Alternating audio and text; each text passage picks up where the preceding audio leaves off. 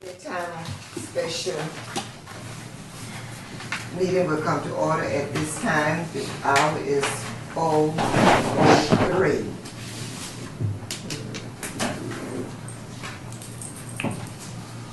May we stand for prayer led by Minister Barber.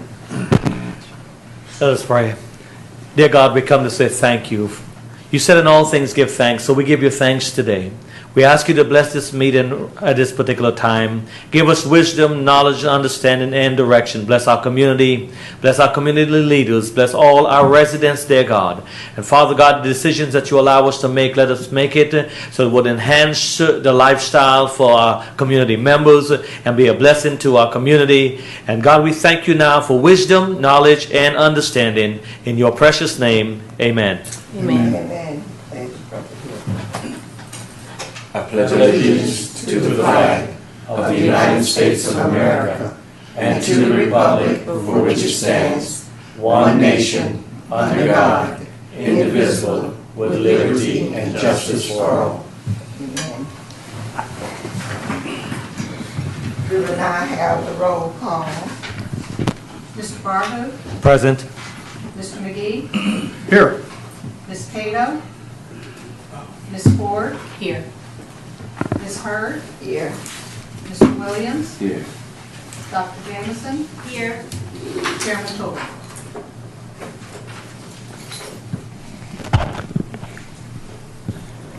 We do have a forum.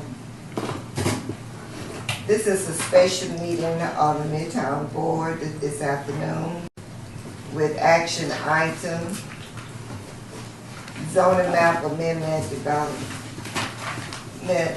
2013-083, Midtown Master Plan rezoning.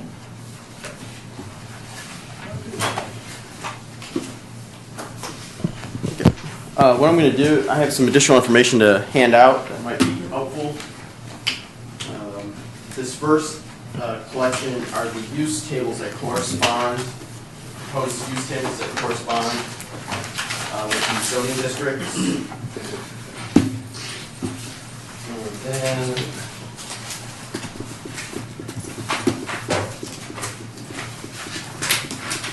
these maps might help. They're really the same thing you have, but yours all compiles all the information on one map. It might help to see where the proposed zoning districts are by seeing them in separate maps.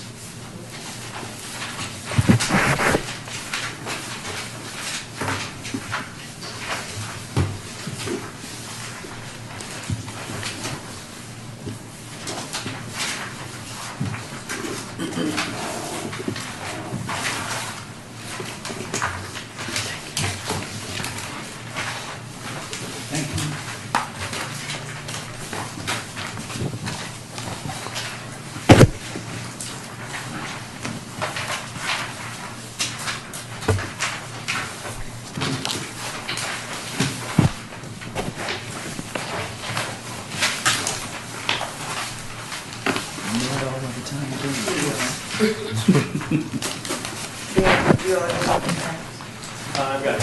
Oh, okay.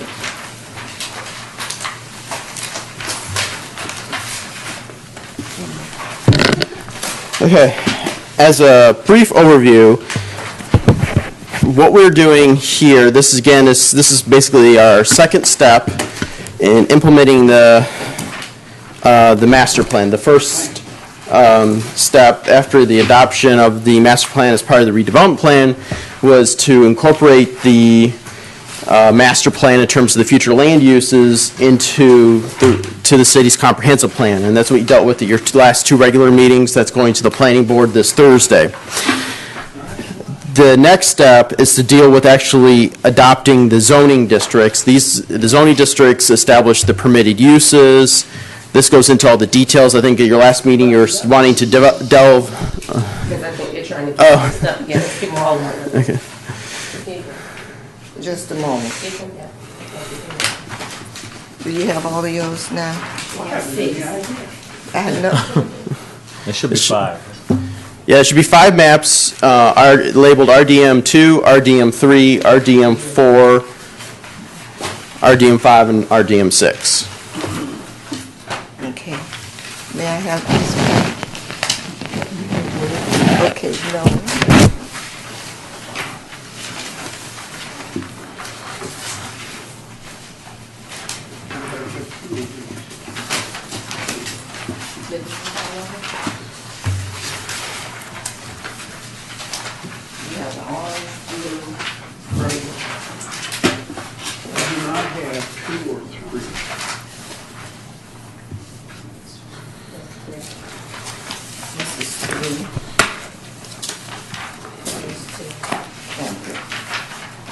For yourself, you need 5.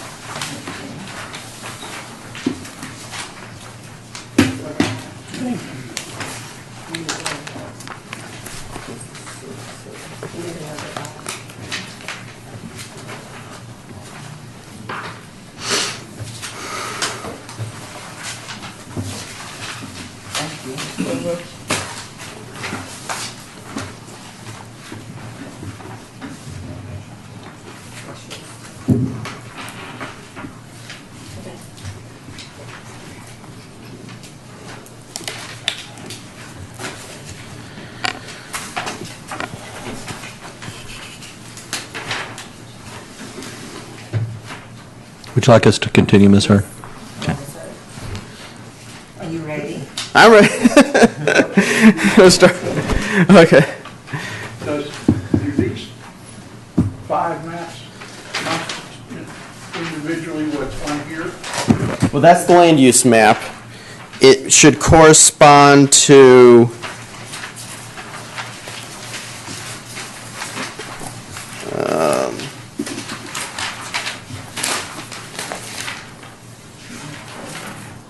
you should have this map, proposed zoning.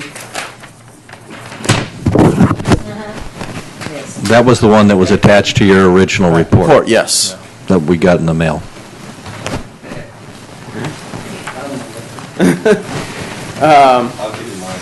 That's all right.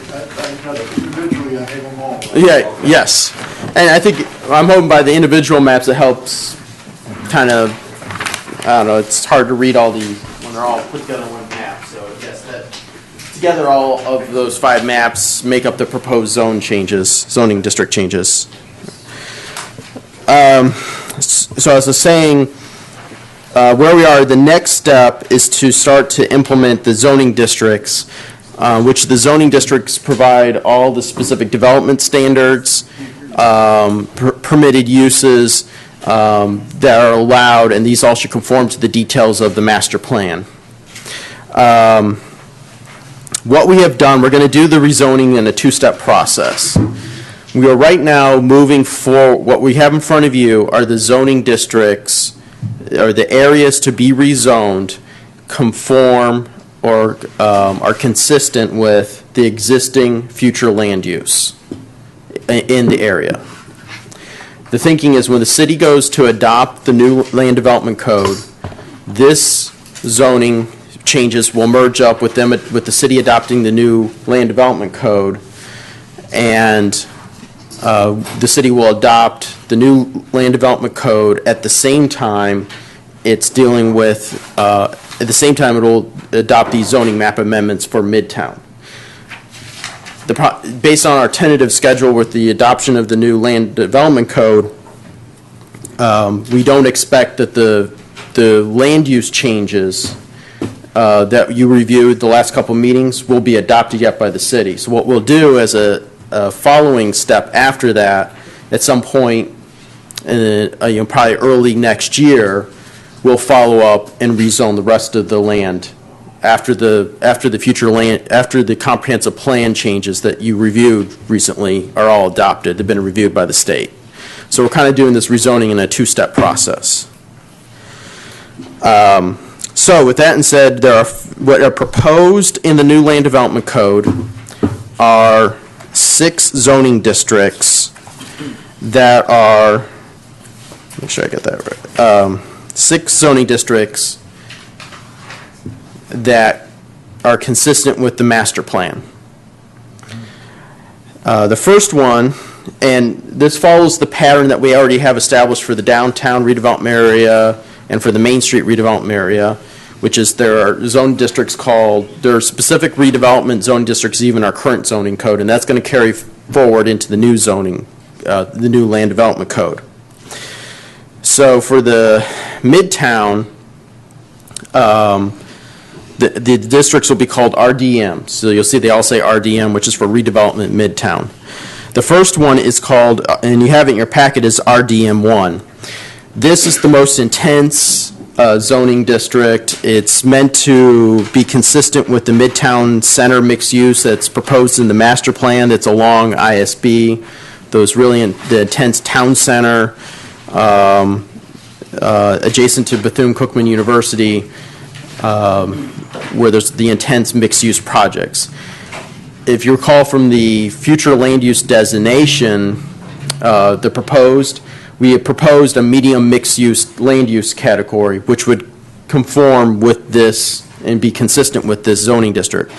Since currently none of that land use designation is adopted in the land development code, that's still in process, we cannot yet go forward with any of these zoning districts. That's why you don't see any of those being proposed.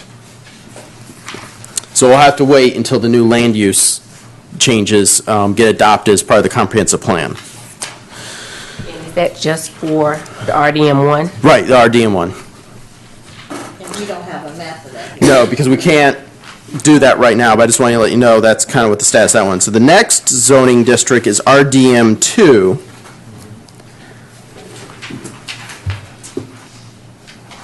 And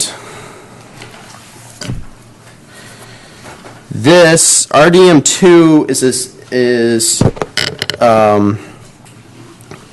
intended to be the zoning districts in the Midtown Master Plan. There's those I don't know, like satellite little park centers that are proposed. There's 5 of them in the Midtown area as part of the master plan. I guess it's trying to play off the having the different little squares, kind of like the Savannah. So this zoning district, it's a little less intense. It does still allow the 40 units per acre development, but it only allows for a floor area ratio of 3. You'll see that around the existing commercial development, the kind of the historic commercial development on Dr. Marion McLeod Bethune Boulevard, east of the university, that would be rezoned to this RDM2. And I think a lot of the standards here are somewhat consistent with a lot of what we pattern these, of course, is what's in the master plan, but also what we have proposed for the Beach Street zone, what's the RDD1 zoning district. I don't understand that. I see these 3, Right. and what's in there? That is, under the master plan, it called for these little park squares within the neighborhoods, which there'd be mixed-use projects surrounding them. And already currently existing, you have the traditional Main Street development of along MMB, just east of the university. So that's one area that's rezoned to that. There's additional one that's centered around the Dickerson Center. There's one on the south end of MLK, and then the final one is at the kind of on Orange Avenue between Keach and Caroline. You're saying P-A-R-K. I'm sorry, what? You said park? Parks. Okay. There's little squares or parks as part of when you look at the master plan. And what that really is, Jason, is these are the, along with the main town center, these were those 5 squares that we had talked about as being those centers of the neighborhood. And there's only 4 shown. Yes, because the 5th one, which would be on MMB near Caroline and Keach, the future land use is not consistent with this zoning, so we're going to have to wait on rezoning that until we get the land use change through. A park would be on Caroline and Keach. and mixed-use project surrounding it. Right. The word parks is throwing me. Yeah, I that's. mean, do I expect to see a swing set in there and a sandbox? No, I think there's supposed to be little like town squares or little mini squares. Similar. That was, and that, depending on how it's actually designed, I know what you're saying, Ken. It could be just a green open space in between and these small parks. It's just where the recommendation was, whether it was a traffic circle or a square that you drove around, there was just going to be a green space in the middle. So it's almost like a You- loop. Like Yeah, you wouldn't want kids in there and playing on the playground or anything. That's what I keep hearing, park, and I'm looking for the same thing too. Yeah, it might be a commons, people may be sitting on a bench or something like that, but that's the Village, extent of it. town square, Yeah. Okay. square plaza. Yeah, well,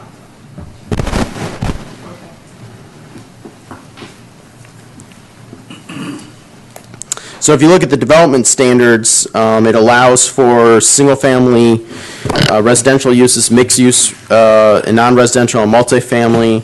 The minimum lot foot on a single-family would be 40 feet. There are setback standards of 5 feet. And then on the mixed-use projects, there's also setback standards currently established. Where are you reading from now? That was in your packet. Page 4. Yeah. I'm on page 4, 112. Just so we're clear for all the board members, beginning on page 4-108, these aren't currently provisions of the Land Development Code. These would be text changes to the Land Development Code associated with the rezoning. And Jason provided those to you just to give you context. These are what's the basic direction we're going under is the city is developing has a new land development code in process. So actually we'll be adopting an all-new land development code. These standards are already in the draft code. But what we're going to do is at the same time they adopt the new code, we're going to amend the zoning map to have properties that are actually zoned to these uses. Question. Yeah. Looking at MMBD, the parks there, will that hinder Bethune-Cookman from expanding? If there's going to be a park there in all of that area? Well, this is only, and then now, this is where, when you talk about uses, this is why I handed out this. This is what's the permitted uses in each zoning district. So if we have the right information in here,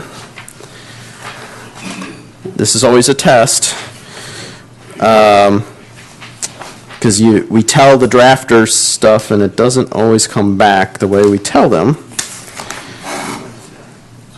Let me see, I'm looking for the institutional uses.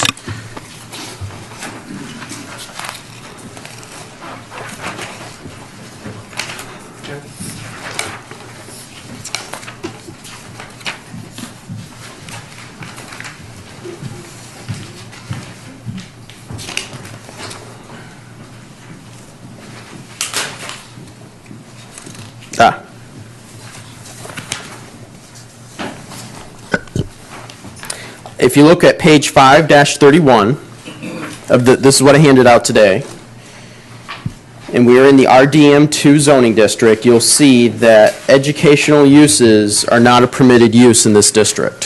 531? Yeah. So the university, under this adoption of the zoning code, could not expand into these areas that are zoned. If you look at this map, just specifically in that area, they could not, that wouldn't be a permitted use. Oh. Well, They can go around. they can go around. That's where we gotta get to some of the next maps. We'll get the other zoning districts. I don't understand exactly what is being said because Bethune-Cookman MMBB is running right through there, and from MMBB over to McLeod Avenue, in front of the park, and in front of the church, and all the way down to Weaver Street, Walnut Street. You're saying that Bethune-Cookman will not be able to use that? No. Under these draft, and I think that's all consistent with your master plan, was that that is where the town square, where you want retail uses and restaurants, commercial uses, and a mix of residential in that particular area. There are other areas we identified for the expansion of the university. There's a church right down the corner. Well, two things to consider now. Bethune-Cookman, if it owned property, could open up student residential housing as well as restaurants, just like any other property owner could. That's one. And then two, and this is fairly common in the experience of a city, there are often small-scale rezonings when an applicant comes forward and says, my current zoning isn't consistent with the current map, we'd like a zoning amendment, and that's when that request would be looked at to see whether it's consistent with the surrounding properties, which is what state law requires, and with our comp plan. So the goal here is to make this exactly like the plan that you all have endorsed previously. Is it intent that we prefer that area on back, that be a business area? Exactly, I mean, from Stewart Memorial on back, wouldn't it preferably be a business area, not? I understand exactly what has been said. You're saying Stewart Memorial, but I know what you're speaking of RV Moore Center. Well, the church right down the corner too now. Yes. The old Stewart Memorial. The new Stewart Memorial. Right.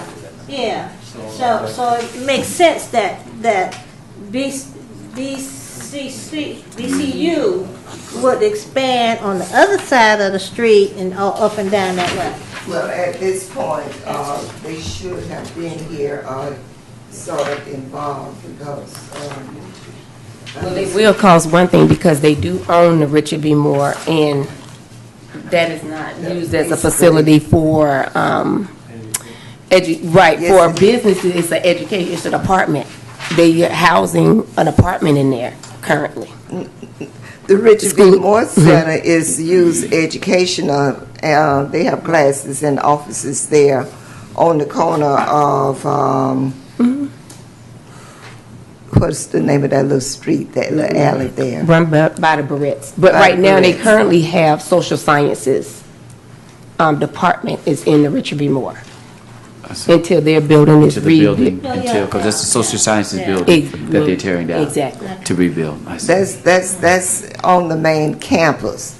But I'm speaking of from Martin Luther King East.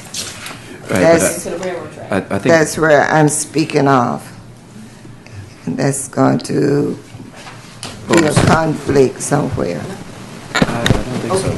Well, there's a couple ways to look at the conflict. One, if you have a classroom or something that's over there in that area, you're grandfathered in right now with what you have. It's not like you're kicked out or anything, so that's one. And of course, Ben mentioned another way to address that issue, but somewhere we have to start drawing the boundaries, and I think that was the whole point of the Midtown Master Plan. So again, we've shared this map with everybody. If there are issues, and there will be, so there's going to be some conflict for everything that we do here, and we'll have to address them when they come up. But also just reiterating what Mr. Gross said, is that Bethune-Cookman has the right within the land development code and within zoning to go in and purchase property or whatever, just like anyone else does, as long as whatever they do is consistent with the zoning. So I don't see a conflict in this. I don't see a conflict at all. Wilburn, I can't hear you. But that's all right. Yeah. That's the good news. Usually that's a good thing.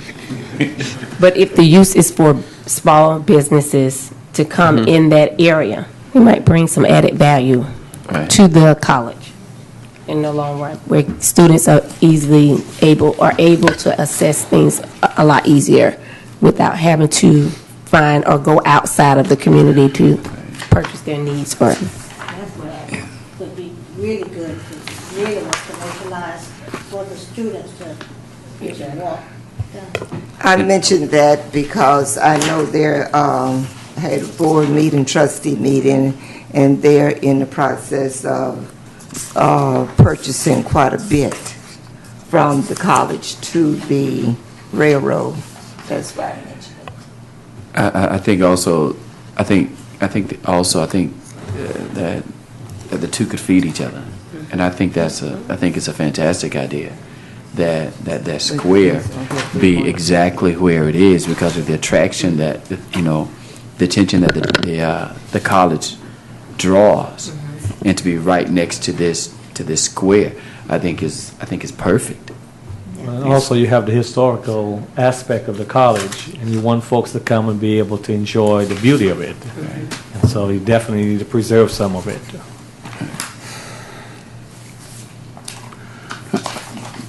Jason,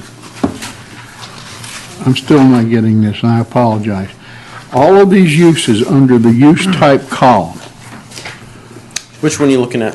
I'm on 5.3.1. Okay. Are those, all of them permitted?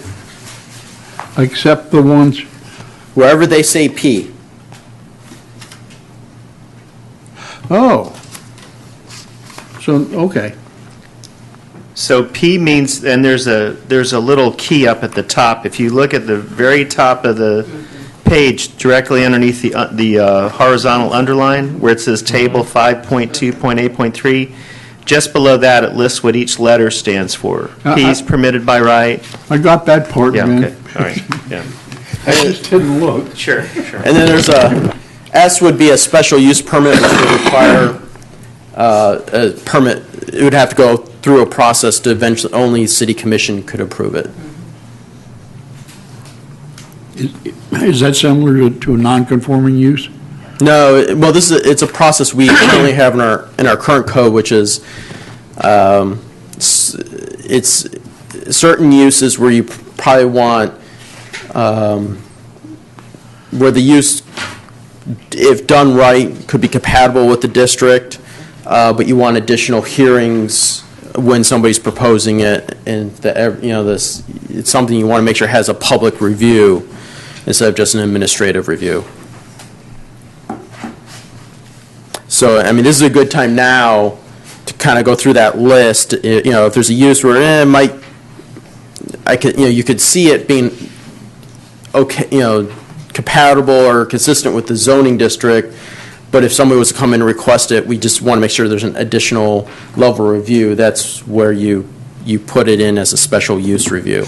There's no longer going to be any conditional uses under this new code. This new code is moving away from it's kind of an old style type of zoning code that used to be you had uses permitted as of right, as long as they met the setbacks on their development standards, it would be allowed. And then when if you wanted some additional standards on a use, we're very familiar, that's what our code does. We have, wherever we want these little additional specific standards to a specific use, we would call them conditional uses. And then we had special uses, and we also had public use permits too, which were for the public, like for the city building a park. Under the new code, there's permitted uses and there's special uses. The code will have even a permitted use. If you want to have additional development standards specific to that use, the code would allow that to be in there. And Jason, I think if I'm reading the table correctly, I only see a couple special uses in here. Right. And one good example is a telecommunications tower. Right. So if you want a big cell tower in there, that you can recommend to the planning board and the commission and ultimately they'll make some decision on that particular use. Right. But you can't deny it. In that they have a right to go through a process because of a Telecommunication Act. And you'll see that's allowed like across the board in any zoning district. So in terms of the uses in the RDM2 that are allowed, you got work unit, you got multifamily. Again, remember what the intention for this district is to be a mixed use type development area, around a plaza. So you're wanting to have the ability to have commercial on the ground floor and then residential uses, more of a more intense type, more dense residential development on the second floor, not unlike what we already have developed on MMB between the railroad and Bethune-Cookman University. So that in terms of residential uses, that's what's allowed in that district. Looks like we did recommend assisted living facilities, and again, I believe this comes out of the master plan where it calls for the ability to have senior living in areas of Midtown, continuing care retirement communities. Here you see fraternities and sorority houses, their special uses. So again, you're close to the university, but if anyone's going to put those in, it's got to go through a higher level review, public process.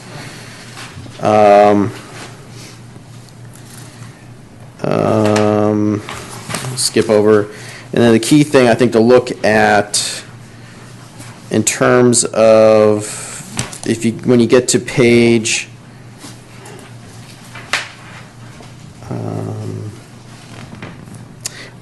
well, you look at open spaces. I'm on page 5-32. Before you go away, we've got, where did I see it? Corporate Greenway. At some point, I'd like to push for some traffic circles, namely 3 of them, similar to what is in place now on Palmetto.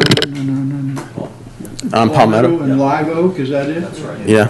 Because I talked with a gentleman who's on that board, which is downtown board, I guess, and it took them 7 years to get that.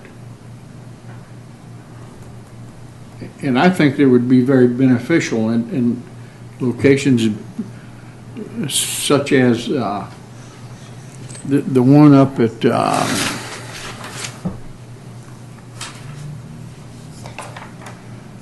Martin Luther and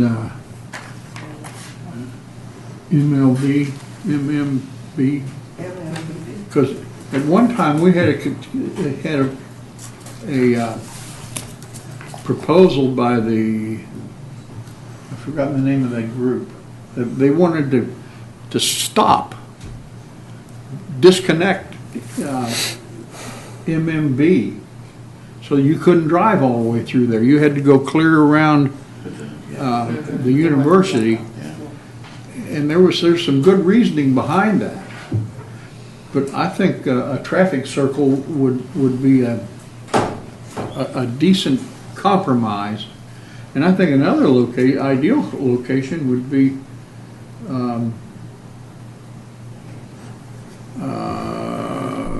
MLK and Orange Avenue, because that's just traffic that's coming through there every day to get from one side of town to the other. They don't stop. So I'd like to see a provision for that. I don't see it here. Well, I don't believe that's really a land development code issue. That something would be addressed in the redevelopment plan as a capital project. Like the ones on Palmetto, that was funded using CRA money, the construction. It was a capital project, and it was done as a traffic calming project for the residential area. It's done as a how? A traffic what? it was a traffic calming project for, and the intention on Palmetto was to reduce the cut-through traffic through the historic neighborhood. Because a lot of city employees, we'll say, coming out of City Hall, going southbound on Palmetto, they would go out our back parking lot. I mean, not only the city, but, a lot of the different offices here in the downtown area. And so that neighborhood felt, and they did, it took them a while, continually asking for it to finally get that implemented. And as I recall, being a student at Bethune-Cookman way back in the day, as I recall that's what the issue was with Bethune-Cookman. They didn't want the traffic to continue to come. Oh, through the campus? Right, between Martin Luther King and Lincoln Street. They're trying to get the traffic to go. That predates me a little before I got here, but I believe that goes back to maybe what you're thinking about is the Wade Trim. Yes, that's what I'm thinking. That was a project proposed as part of that plan. Right. And denied. Yeah. Might as well add that. I think there were a lot of plans that were started in the early 2000s, late 90s, and they kind of stalled. Could you explain something to me with a personal nature? Right where Division Lane and Live Oak Avenue is, you have your RDM2 here, you call it Park Square Plaza. That,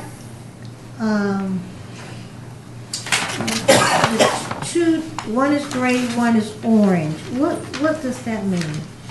Which map are you looking at? The colorful one. That's the bottom RDM2. And I see the gray area, you call it a gray square, but what is that orange? The first map. On RDM2 right here. Yeah. Hold on. What did I do with it? No, I lost it. The one with all the colors on it.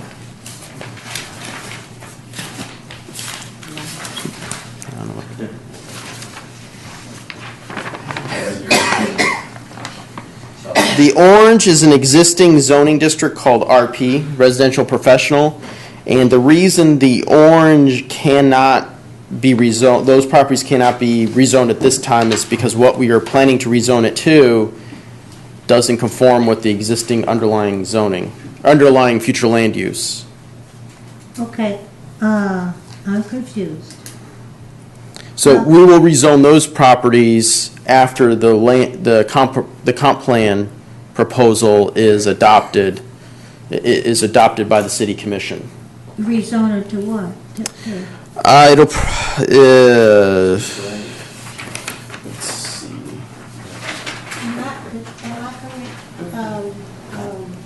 Pat, isn't that what my house is? It'll probably get rezoned to RDM.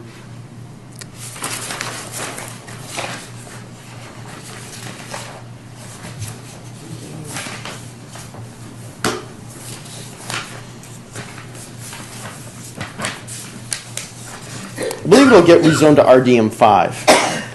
Yeah, that is. And we got to talk about that one here in a few minutes.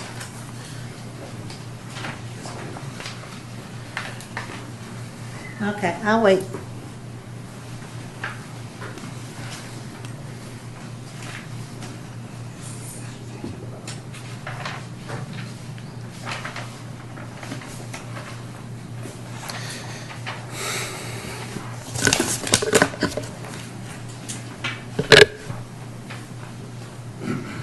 Is there any more questions about RDM too? I'm sorry. The one thing I wanted to point out, I think just the board to know, is if you're starting on page, since this is essentially it's a mixed-use district allowing residential, the intent is to be able to have commercial uses on the ground floor, residential's above, again, I keep on going back to, I think the best example, what we have already constructed is what you have out there on MMB between Orange Avenue and, I'm sorry, between the railroad and MLK. So there's still going to be some commercial uses. So I think if you look at page 5-33, starting there, you see the uses that are proposed for the RDM2 district. I have another question. Which the bulk of them, I believe, you got restaurants, travel agencies, so you can kind of browse through and see those uses. You got different types of retail uses. Office uses are allowed on page 5-37. I'm trying to find the retail business. Oh, did I not go far enough? Oh. Yeah, that's, you got a lot of different types of retail, art galleries, music, dance. So, just look at that. If there's any type of what we're trying to do is be consistent with the plan. And we did kind of use kind of our own real world model.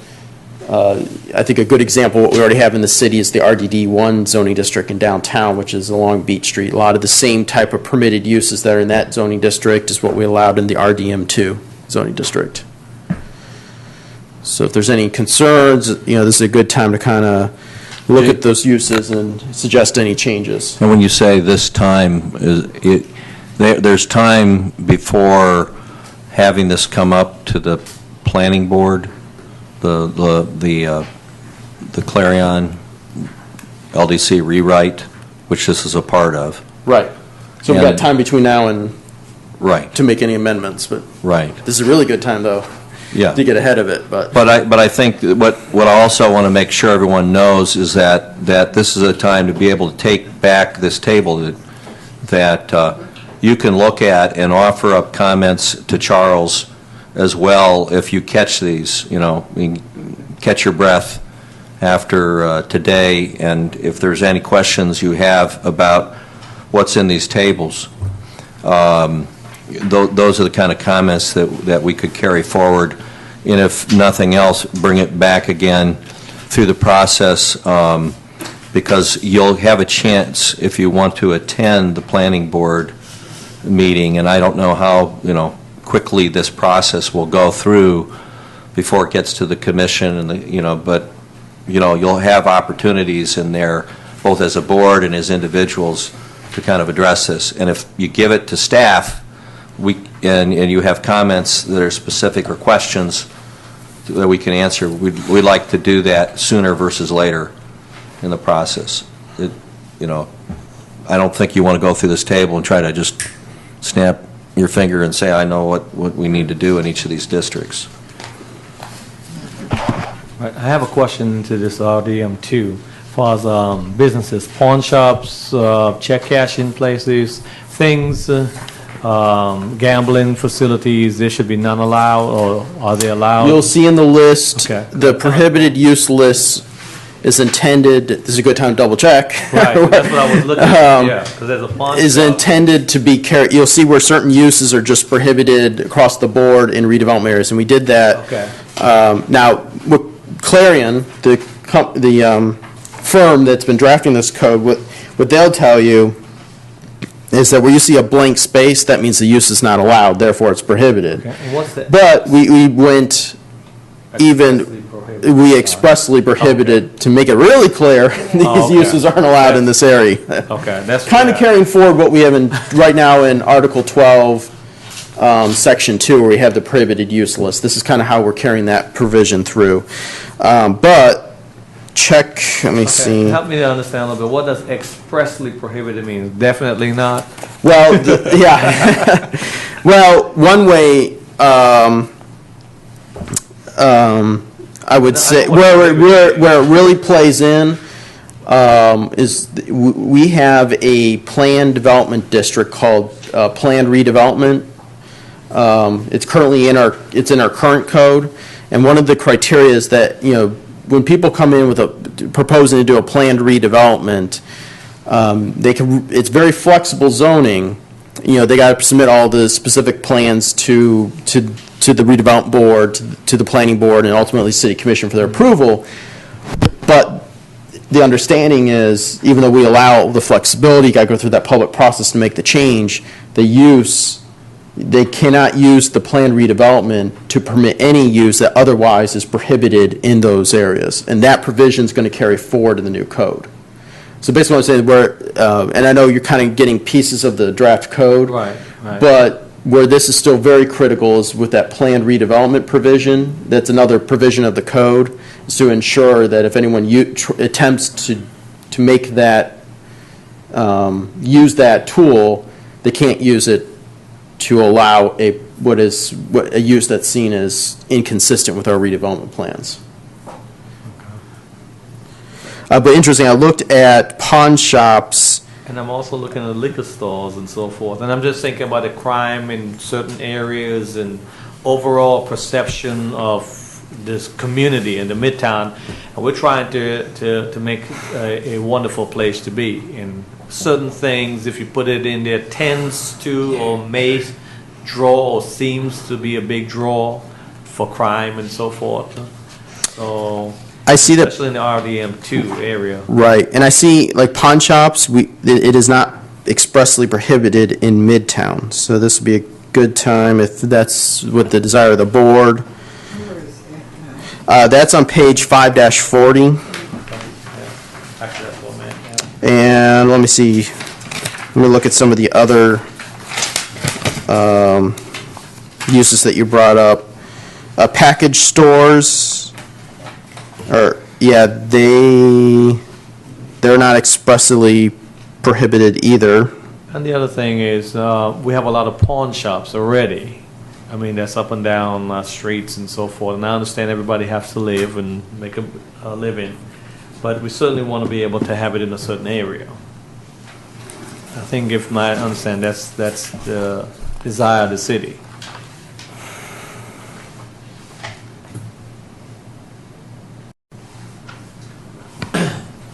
I think the one thing to probably note here is some of these retail areas that we're talking about, mixed-use areas where you're putting residential and commercial retail uses together. It's where you don't want some of these problems to occur. Exactly. But at the same time, there has to be commerce somewhere. Where do you do that? Right. And I think one of those zoning districts, Jason, is out on Nova. The RDM3? Yeah. And so if you're out along that section of Nova, I think that's when you look at your land use map, your zoning map, that's where a lot of the retail uses would be, maybe that where, for lots of reasons, it's a little easier, more visible, can be controlled. It's not as close to the residential areas and maybe works there. Right. Okay. And I agree, they have to be somewhere. Again, we have to be fair to all our citizens. But the way you put them and where you position them really gives you the perception or the look that you're trying to get for us as a city and for doing the rezoning. What is RDM3? What's allowed You- there? You want me to move on to? RDM3 is it's really, I would say, an updated version of what we call the BR2 zoning district. It allows for the shopping center type uses. You'll see it's basically proposed for along Nova Road, where you have the biggest piece, which is this RDM3, is the Daytona Mall. So if that was to be redeveloped, it would be redeveloped with more of it could have a shopping center, a traditional shopping center type, just solely a retail use. So we're not really, this district does not, it allows for residential uses if they want to put them in there, if they want to do a mixed-use project, but at the same time, it does allow for the more for those more traditional shopping center type projects, solely a retail use, not unlike what, Burlington is today. Why is the little area expanding Rose, Fulton, and Main Street? Isn't that I think that's,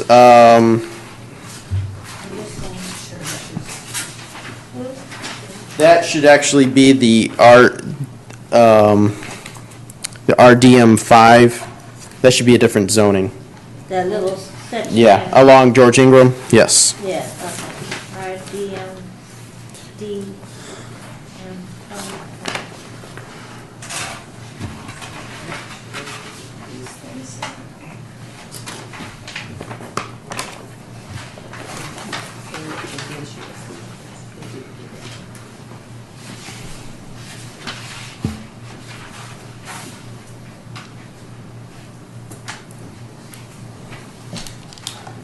And one of my questions is, looking at the rezoning in RDMs, 2, 3, 4, 5, 6, and land setbacks and usage. I mean, some of the places is currently formatted to this setback. Do they already have these existing setbacks, or is this just all futuristic stuff?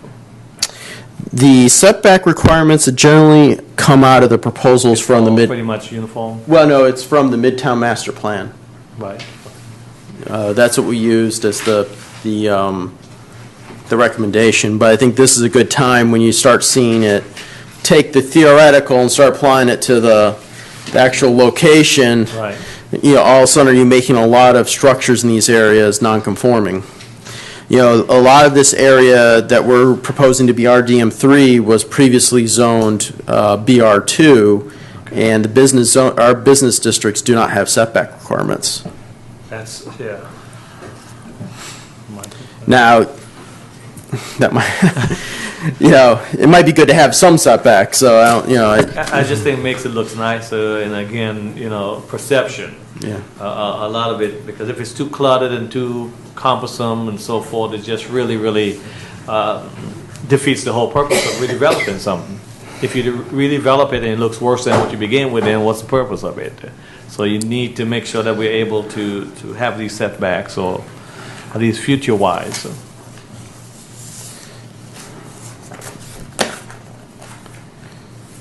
Is there more question? Any more questions on RDM3? Okay. Just one quick one, and in reference to what Bishop Ball talked about earlier about the ponds, is this the location you're talking about will be allowed in RDM3 What's that? with the pawn shops and the liquor stores and Well, right now, they're actually not permitted in any any zone district, okay. but we didn't expressly prohibit them. Okay. I just want to make sure. Okay. They're not allowed, but they're not expressly prohibited.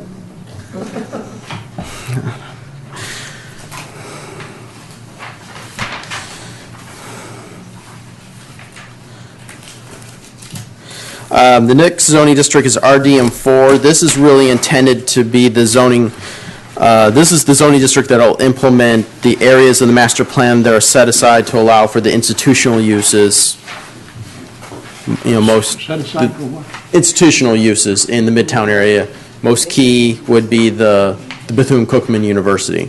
And you'll see what's proposed for rezoning to RDM4 is essentially the core of the campus right now, because that is the only area that right now is designated for institutional use, or, consistent with the current comp plan.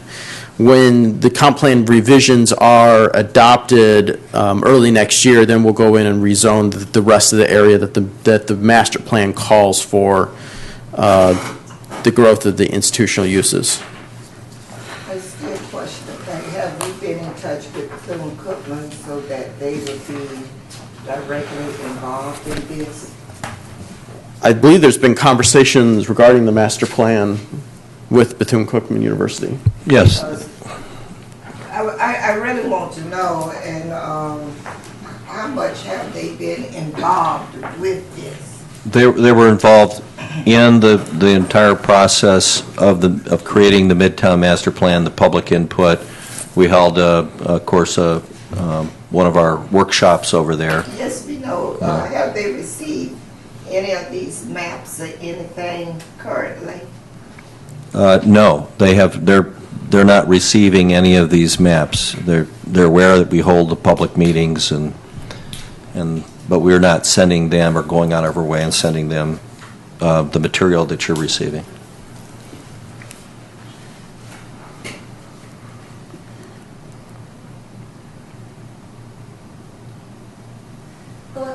we had a representative for BCU on the board. Maybe that we should seek to do that too. So if we want to make them a major part, they're a major part of this process, because, I don't see it done, I don't see that we have to, how should I put it nicely? We should have to go to them when they need us to do whatever they need to do. You see, Well, they're not the only ones that are affected by this, and we don't go to other people. So if they want to be a part of this process, they need to come and be a part of this process ongoing. I'm hoping that was nicely said.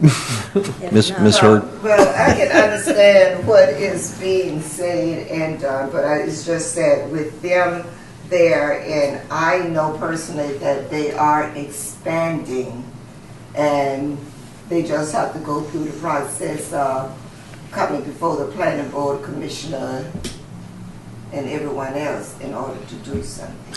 Yeah, and I would say that, along with our public notice process, there's also, Charles, I think they're going through a transition with they've had before here in our audience and tried to have representation here as much as they could with a community representative, someone that was appointed as a liaison that's here in the spirit of town and gown, and certainly we should look into see if they're still going to actively have someone come here and participate. At the same time, we can reach out to them and just let them know this process is moving along now, getting very real. Appreciate that.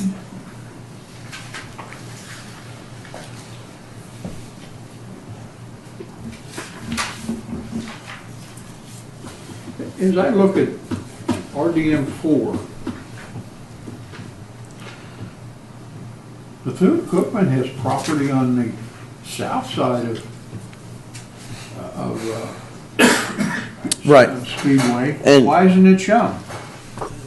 Well, right now, currently that property is not designated a school institutional use. When the comp plan proposed changes that that this board had looked at your last meeting, and that's going to planning board this Thursday. When that gets finally approved, then we'll come back as a second part of this process and rezone the remaining of those properties to this RDM 4. But right now, we can only rezone those properties that are consistent with the existing land use plan, city's comprehensive plan.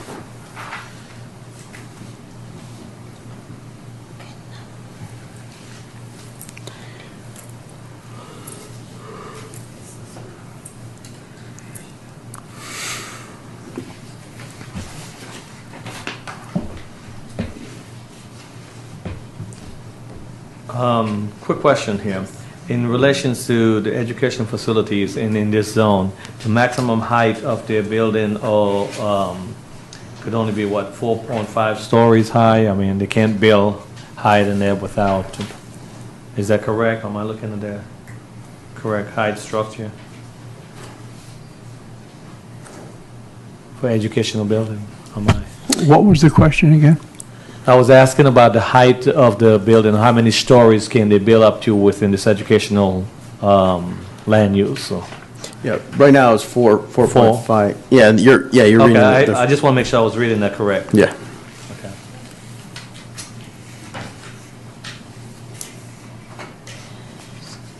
And anything above that, they'll have to get special permission, or they have to go through a process. I think.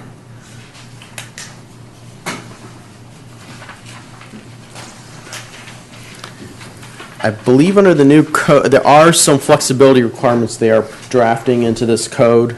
I don't know if it'll be applied. I don't know if it'll be applied to height, because I know in our proposed code that a lot of it's dealing with setbacks, and they're providing flexibility.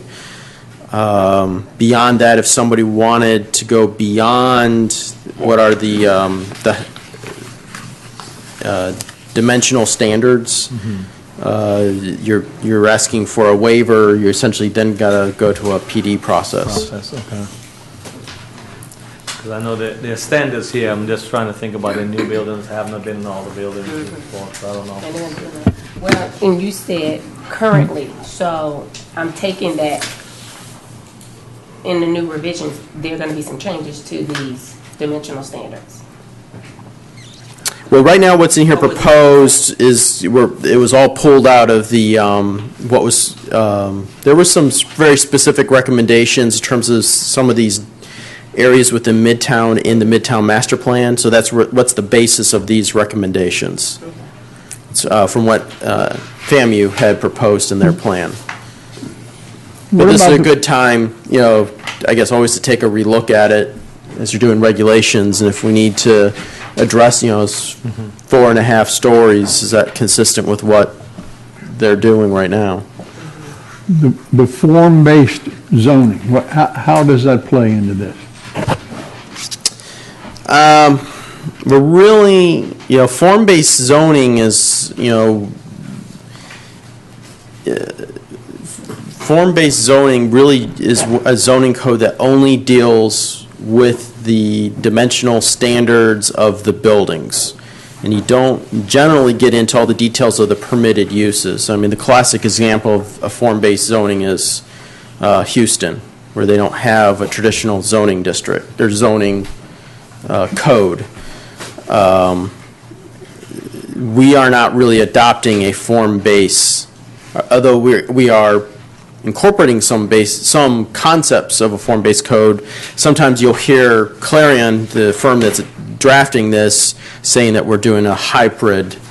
We still have a lot of traditional zoning elements in our zoning code. At the same time, we're incorporating some of those elements. But Do we or do we not have form-based provisions in this new code? To some extent. In Midtown? That's these standards right here. I'm sorry, say that again. That's the form-based standards would be right here, would be what's in front of you. That is what we sent out with the memo, and that's what reflects what was in the Midtown plan with Professor Huffman. Well, how do I know that? Well, if you take the Midtown plan out and you look at the numbers that are here, they're transferred in here, and with the exception, I think, of density, some other things, that information is in the code. That's why it was provided to you, so that you could look at this, and you could certainly compare that if you wanted to know, is this what we approved in the Midtown plan? Look at the plan and look at this information, but the effort was tried to be as precise and as true to that Midtown master plan as we could be in those development standards. So that's what you have in front of you. I'm not going to raise the issue, but I never did understand the 3.5 stories. I understand the concept of form-based. I've found many architects have a problem with that as well, with the 3.5 stories, Ken. I'm not alone? You're not alone. And that might be something we, for consistency in this new code, we might need to look at converting that to an actual foot. Please say that again, Jason. We might need to look at, right now what we took was from the master plan, but when you look at the dimensional standards in the other zoning district, in the other parts of the city, they don't talk about so many stories. They say the maximum height of a residential house is 35 feet. That's a little more of a clear standard. I think to get to your point about, form-based code, you'll see in here also that we've taken the graphics that were in our Midtown master plan, that in particular Professor Huffman put in there.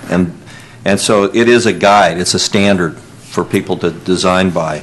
And some of that language is in here as well. So there are there's some instructional information about what we're looking for in porches, et cetera. Do you all understand form-based code provisions? And I mean, I will happily share my ignorance with you. Please do. Actually, Charles, can we get that that black and white?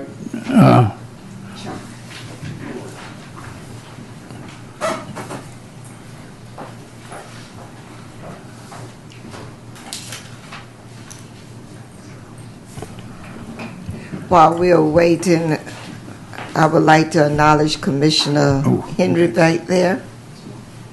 Thank you. Evening, sir.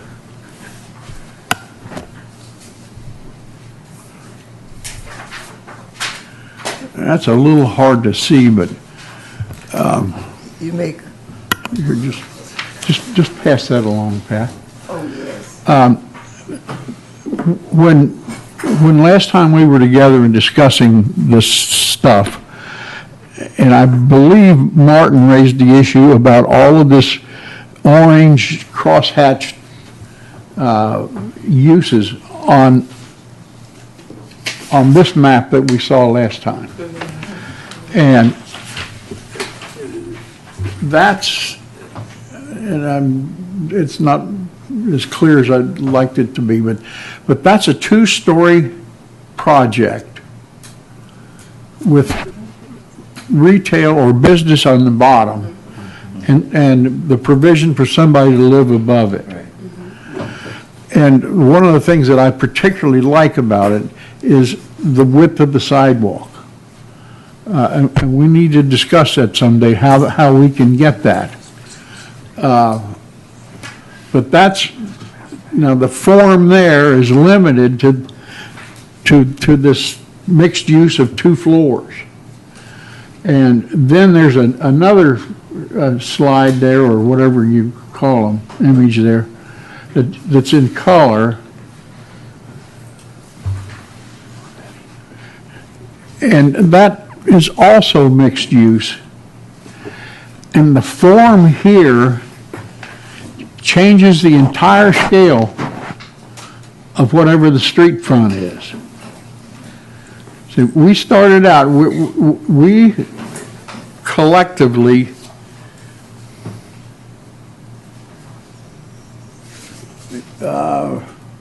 this is one of those words. That's a private joke between Irma and I. I have troubles finding some words sometimes. But we collectively said that we wanted a pedestrian character to Midtown. We wanted the opportunity to congregate and to walk and to spend time together. And that was interpreted by our consultants. I'm sorry. That was interpreted by our consultants to scale things down. So now that one that's 8 stories. That's down in South Miami. That's 8 stories, and they're all underneath all those residential. Is some pretty high-powered retail folks. Now, and the piece in the middle is actually a public area, and you can drive underneath that, and there's parking beyond. And I'm particularly interested in that. Not that we can't do it that big, but the higher mixed use is proposed at the intersection of Nova and ISB and MLK and ISB. That can get us up to somewhere in the neighborhood of 4 to 5 stories. and would allow such things as hotels. And if the football team's doing good, you might need a hotel right over there. You want to get that? And then the way it's interpreted is form-based, which says, I need this much volume and form, and we're going to fill it full of hotel rooms on the upper floor. And is that a reasonable explanation? Well, yeah, but I mean, I guess I would say based on the two pictures you've shown. Yeah. This is the RDM2 zoning district. Yes, that would occur mid-block on the northerly portion of MLK. Yeah. But just south of ISB. And there's pictures that look almost like this, Ken, on page 4-113, which we used, we're using right now for that land code that is going to come before the planning board. So they will see that's what we're talking about in the report, is what we put under the memo there. And so it shows you in that RDM2 a sketch and a photograph that looks like the people downstairs or, at the tables, cafe, that sort of thing. And what page is this? Right here. What page is that again? Page 4-113. Thank you.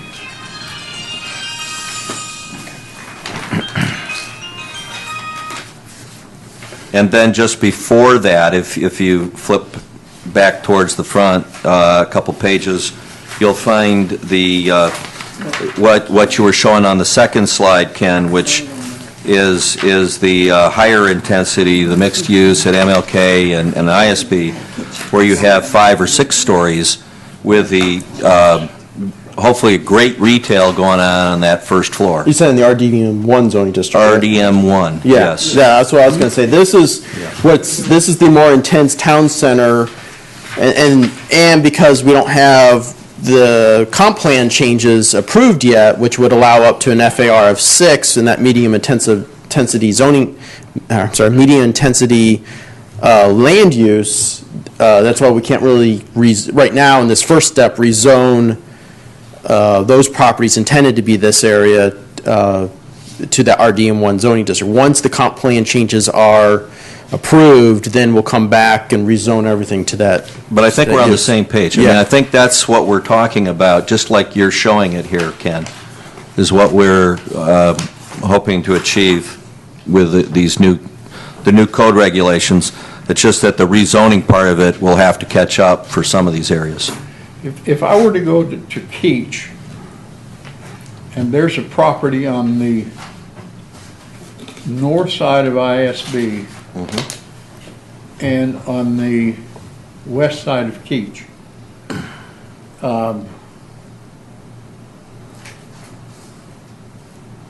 that was purchased by a Russian group. And they purchased it because they could get 36% coverage or 35% coverage. But there was a lot of coverage. What they didn't take into account was that they had to have parking. And that killed, they own the property and they paid a lot of money for it.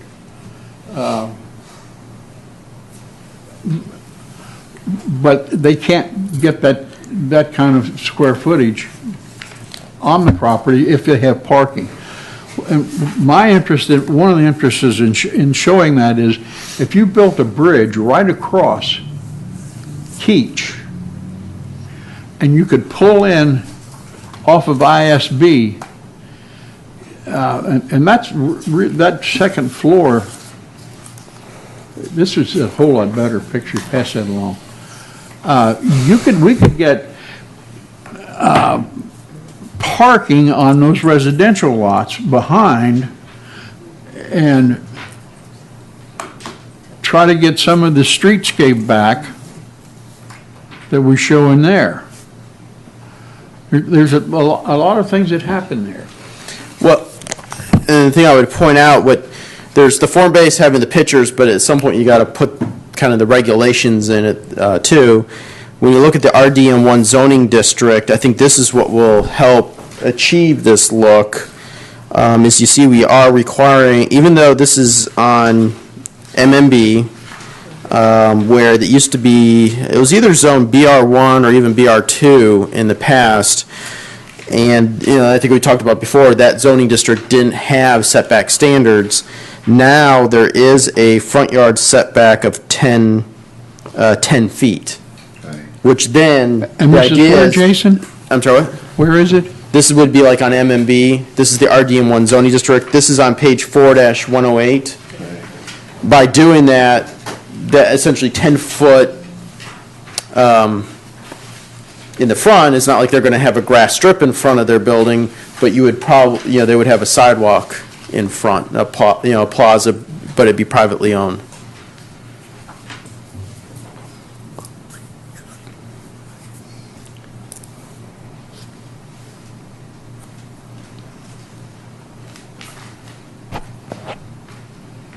I have a question if we finish. Yeah. My question is, I was looking through some of these usage and so forth. I don't see the church usage. Maybe I missed it, or religious. It's under institutional uses. Okay. It's a little buried. So I was looking for it too.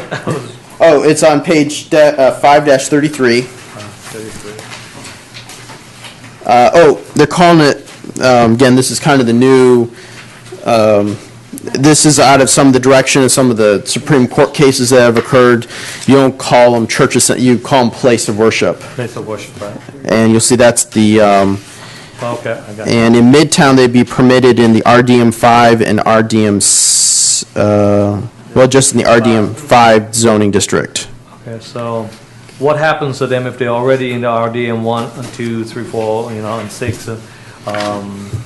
And will they continue to allow new churches in the RDM 5? New churches would be allowed in RDM5. Okay, They meet only. those conditions. Any existing churches that are not in RDM5 would be grandfathered in. Okay. And what's the new terminology? Place of worship. It's kind of consistent with the planning field and some of the, I think some of the directions come out of the, what's that? Religion, Rupa. Relupa. It's fine.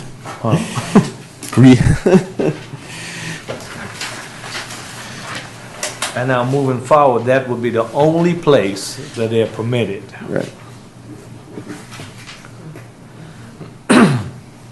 Within this map. I mean, I know the city has some. That's the RDM 5.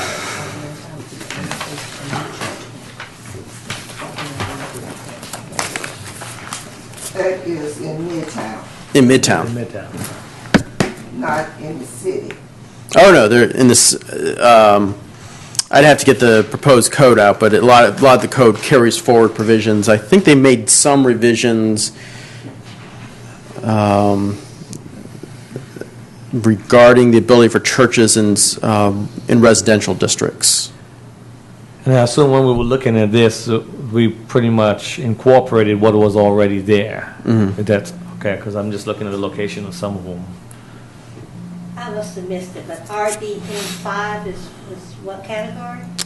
Well, if ready to move on to that one. I'm sorry, we kind of got stuck on RDM4, but this would probably be a good time to discuss specifically the RDM5 district. It's meant as we call it a transition district, we call it neighborhood transition, and you'll see that it's along a lot of the corridors, where basically the commercial corridors like George Ingram, Transitional.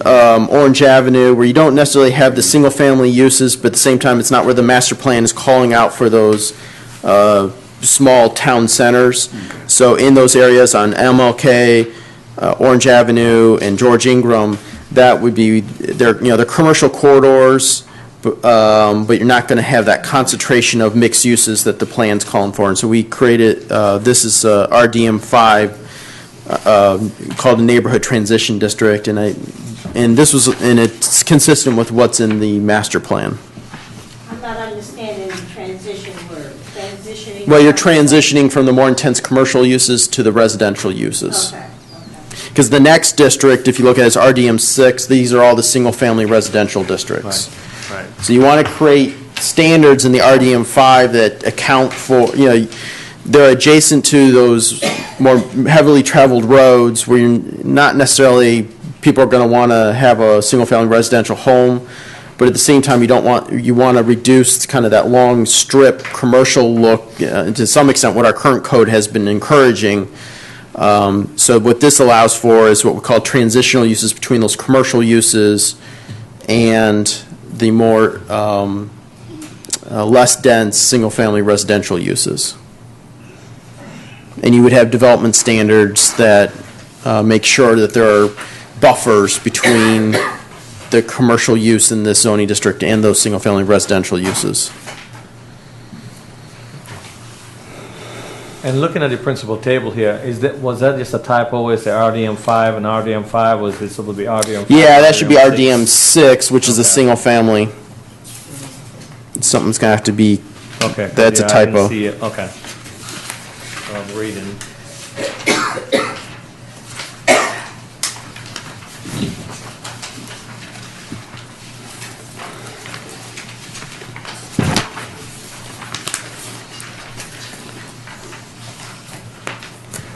So really, that's pretty much just all single-family homes. Right. There's no- The intent of the RDM 6 is a single-family residential district, and it all lines up with where the master plan calls for those single-family residential uses, and where the underlying existing future land use has either level 1 or level 2 residential.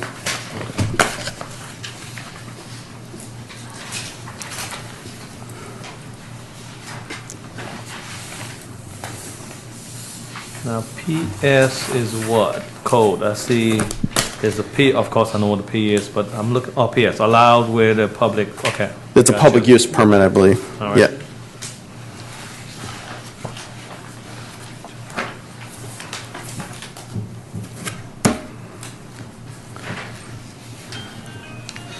So if there's any more questions, I believe this is a meeting, so this, we are looking for the board's recommendation to planning board. I would say the one thing you would have to correct is that on the RDM 3s on George Ingram, that was not, that needs to be corrected, to delete that. Before we go any further, Commissioner Henry, will you come up, please?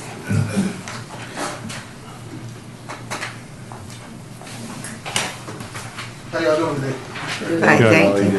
How are you, How are Commissioner? you? My question is simple. Anybody know how many churches we already have in Midtown? Yes, You got an answer to we that? have approximate 52 52 in Midtown alone. alone, Okay, that answers my question. Yeah, Not Mr. Bryan have including the those map of who- them. You got that?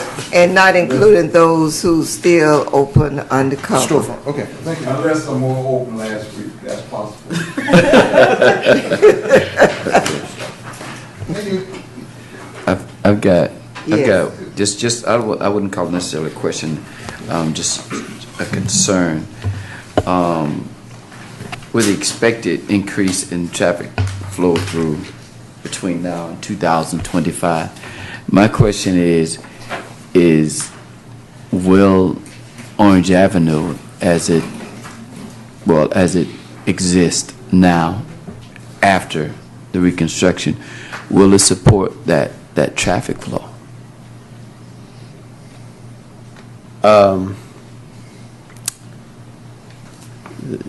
You're talking about, well, this traffic would be dispersed throughout, I mean, that impact is not solely on Orange Avenue, it's on ISB, George Ingram. So the question is, would it be able, do the current road system within Midtown support that? Well, that's basically my question. Yeah. And I just saw Orange Avenue in particular.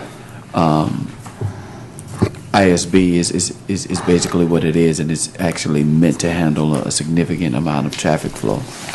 But that traffic flow, we're intending to spill off, further south into the Midtown area that's south of MLK. And my question is, and I don't mean to do an intestinal blockage in the thing, if you will, but I'm just curious as to, will the road systems be able to support this traffic flow? I would say yes for the development that's projected to occur by 2025, but no to that, that the total potential development that this plan calls for. Okay. But that, if you have a large development coming in, that could be dealt through the concurrency process. I think one of the things we want to be real careful of is as this develops, is that we, and some of this is just done through how we do the capital improvements, signage, et cetera, is just to try to limit cars getting, going through the neighborhoods, that sort of thing. That's one. The second piece is just dealing with access drives. We're like ISB, for example. While we want a lot of people to come by there, we want to minimize the number of access drives, and we also want a walkable area along Orange Avenue. Again, we want to limit where the automobile is going and creating conflicts with people that are also walking along that street. So that gets dealt with more in the detail of these redevelopment plans as we go forward when they make the improvements. And I'm hoping to see that when we see more detail of the Orange Avenue improvements coming up here. Are they still on schedule with Orange Avenue? I think the schedule's moved a little bit, but right now I couldn't tell you. There's been a few of these coordination meetings canceled, so I'll not give you a good answer. Maybe at our next regular board meeting, we can get a good answer, Charles, on where that stands. Please have it for us. Let us know what's going on with Orange Avenue. Mr. Jason, Yes. thank you Well, thank you. for your presentation. And are there other questions? Mr. Bryan? Do we need to vote on this tonight? It would help keep the process moving. I think our intent is, what we're trying to do is line this up with the Clarion, or with the Land Development Code, the adoption of the new Land Development Code.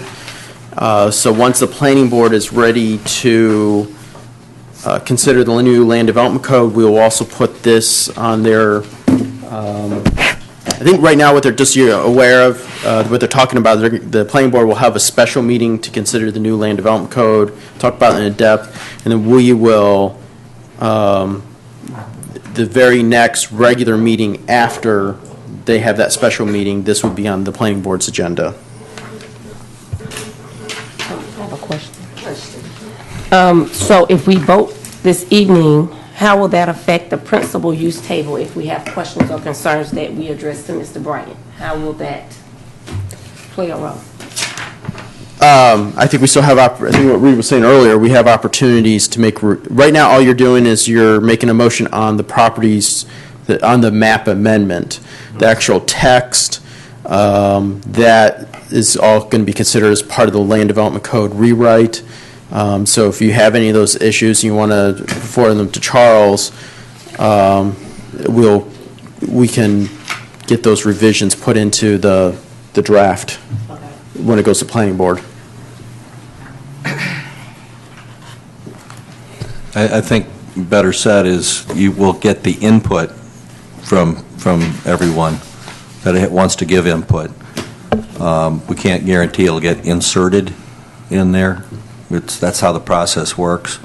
And for any of us that want to have some influence or impact on that planning process, we have to go over like citizens and actually participate at those meetings. Okay?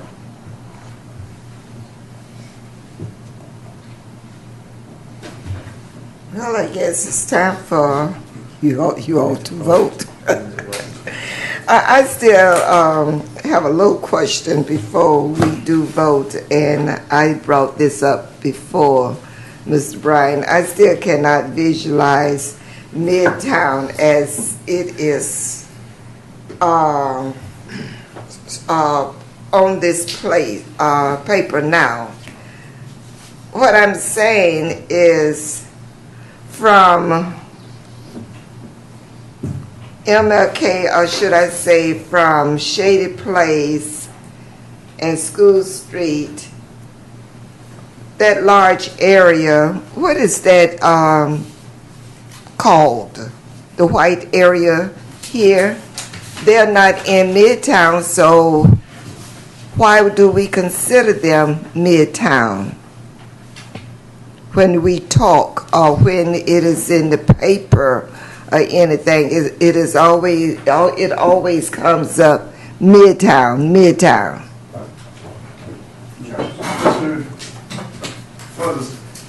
For the same reason that when we cross the railroad track on MMB, on Mary McLeod Bethune, yes, it's not Midtown, but if something happens, they consider it Midtown, because a lot of people don't understand where the boundaries are. That's the main problem. They don't understand where the boundaries are. I guess so that's why when it comes out in the news media, a lot of times, it shows this happened in Midtown.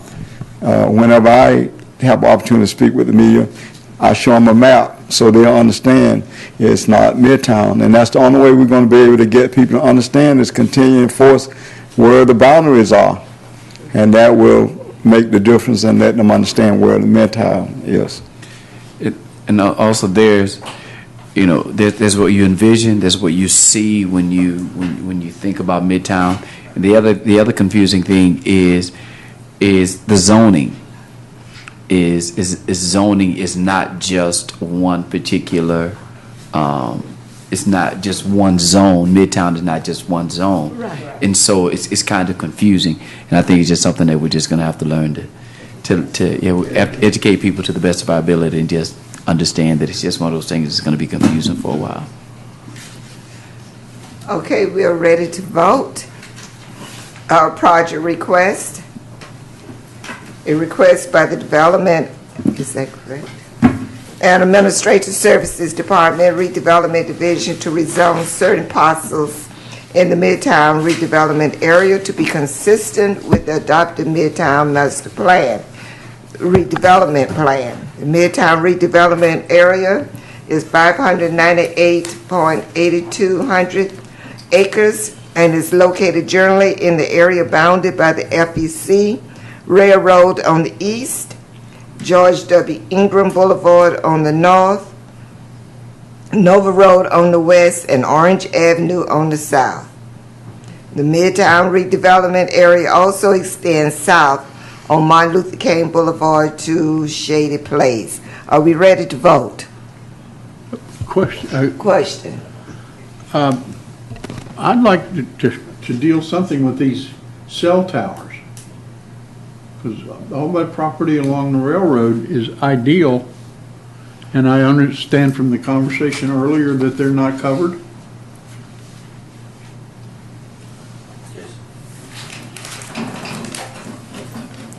I'm sorry, what's the industrial land along the railroad?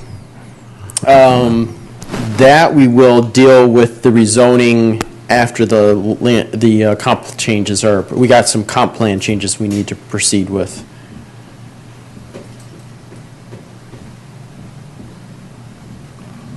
And then, I mean, the cell towers, we have to be consistent with the Federal Communications Act. So what's in the code is drafted in a way Well, that's we have consistent. one over there now, Right. and it's a good use, and anyway, and I was concerned when it said, when you mentioned earlier that they're not covered. Well, they are, I mean, the regulations are in there, it's just that they're, the cell tower, the way we deal with cell towers is the same way they deal with cell towers citywide in the new code. And actually, that's consistent with the current code. Ms. Hurd, Yes. I think you had begun to call for a vote, but I wanted to make sure there was a motion and a second, and I'm not sure that the... No, we did not. Okay, all right. There wasn't a motion. I misunderstood, I just Okay. wanted to make sure. Do I have a motion? I move that we approve the rezoning of certain parcels in the Midtown redevelopment area as we have discussed this evening. A second. It has been moved and properly second. Are there any discussions? May I just offer up that there was that one amendment, Jason, you mentioned, about George Ingram? Yes. Do you want that in there? Yeah, I would make sure you put that in the record to revise, to eliminate the proposed RDM 3s on George Ingram. So what necessary changes?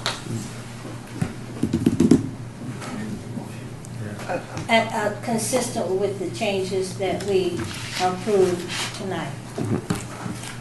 A second.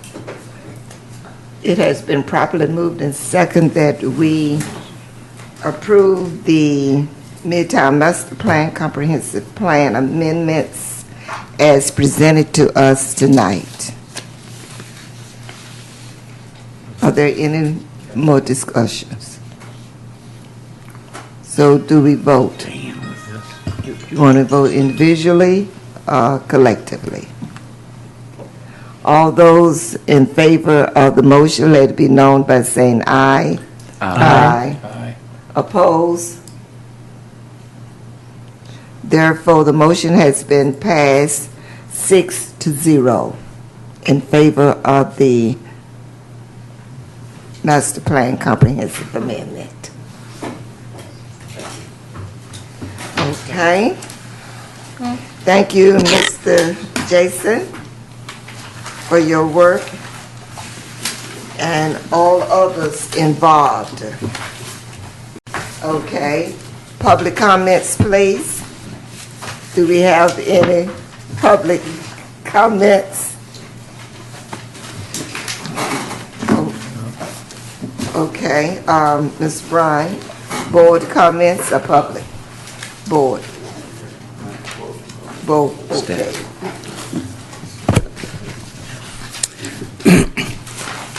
I would just like to mention to the board that during this Biketoberfest, we did have a tragic death accident that happened in our area on Charles Street on early Saturday morning. We had a tragic death, a motorcycle accident, a young man, Corey Powell, who was 33 years of age. I just asked that the board would pray for the family members. His mother is a minister at my church, and he left behind 3 kids, 2 really small kids, I think between the ages 3 or 4. They were twins, 2 little girls, and an older daughter. Right now, we don't know, the family hasn't finalized the funeral as far as I'm aware of, but we just ask that you keep the family in prayer. If you go down Charles Street, down near the old, Scotty's building on the right, the fence area is where he had the accident. You will see they have it marked there. So if you would, please keep the family in prayer as they go through their time of bereavement. Board comments. Bahu, No comments? Mr. Wilburn, For moving forward. Doc. No comments tonight? Okay. Mr. Reed? Got my notes. We'll wait.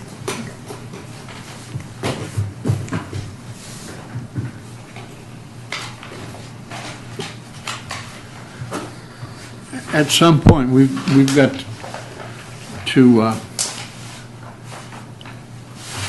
make sure that the bus traffic within Midtown satisfies the needs of the people. And the bus stops should be somewhere in the neighborhood of where these 5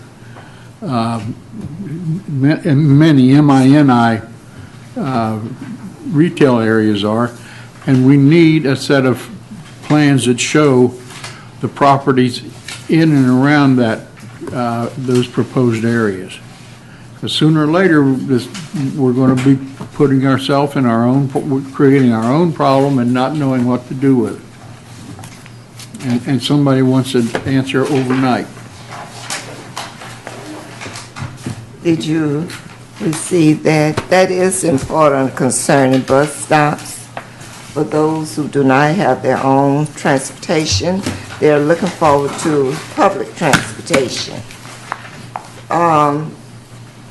Next comments, please.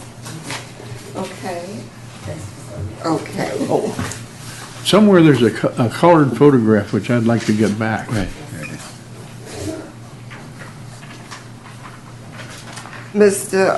Brian, do you have any more comments concerning the community or anything? Thank you.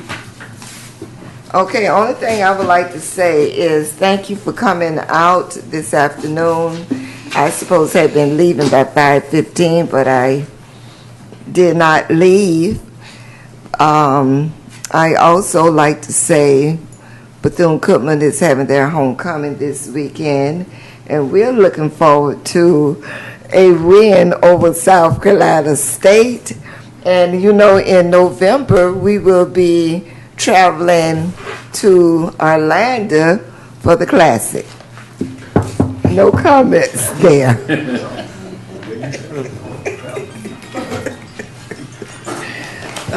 Therefore, if there are no further comments, the meeting stands adjourned. That be